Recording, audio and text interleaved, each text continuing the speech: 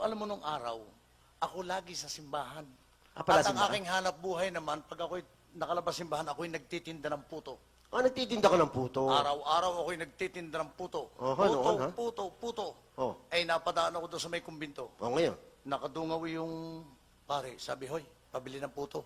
5 pisong puto. Ganun. Sabi sa akin, anong pangalan mo? Sabi ko, Pedro ho ang alam ko. Sinabi mo yung Pedro, ang pangalan mo. Oo, sinabi ko, para huwag akong makilala.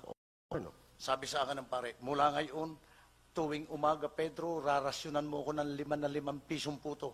Pag Ganun. wala ako rito, kunin mo sa sakristan ng bayad, siya magbabayad sa'yo. Yan ang usapan nyo. Oo. Araw-araw, nagrarasyon ako ng puto. Puto.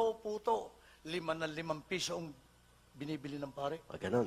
Isang araw ng linggo, nagrasyon ako ng puto, walang pare. Nasaan ang pare? Nagmimisa. Ganun. Sabi ng sakristan sa akin, hoy Pedro, sabi ng pare, mag-intay ka dyan, bigyan mo ko ng puto, hintayin mo ko rito at kukunin ko ang pera sa pare. Yan ang sabi. Meron ako sa may pinto na simbahan, hinihintay ko yung sakristan. Pagpasok ng sakristan sa simbahan, tsimpong ang pare nagsisermon. Nagsisermon. Sabi ng pare, ayon sa bersikulo at kapitulo, ano ang sabi ni Pedro? Sabi ng sakristan, yung puto, wala pang bayad. Pambira naman. Pati yung puto nakasama sa sermon. Ang pulis doon sa may-ari ng kabayo, hoy, mamang may-ari ng kabayo, ipatago mo yan sa kabayo mong iyan. Baka makita ng mga turista, masabi pati kabayo dito sa Pilipinas ay bastos. Oo. Pag hindi mo ipinatago yan sa ekskurga ng kabayo, ikukulong kita. Ano ginawa? Ang ginawa ng may-ari ng kabayo, lumapit sa kabayo. Binulungan ang kabayo. Binulungan? Oo. Ano binulong?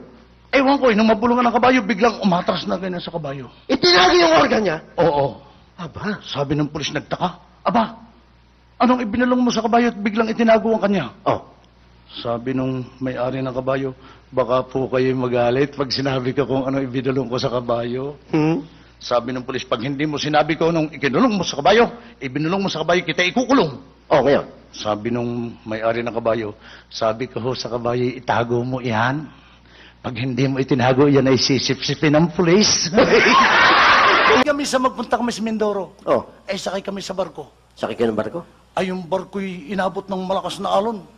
Sabi nung kapitan ng barko, kayong lahat ay magsipanalangin at nang huwag lumubog ang ating barko. Tama nga yan, tama. Ay, may kasabay akong nagdasal, matanda, sabi, San Pedro, San Gregorio, San Vicente, San Rostico, San Tabo, San Guillermo, kayong lahat ay pumarito at kami inyong tulungan. Wala na sa ito tinawag? Sabi nung inchik, lentek na, lulubog na, pasahilo, tawag pa!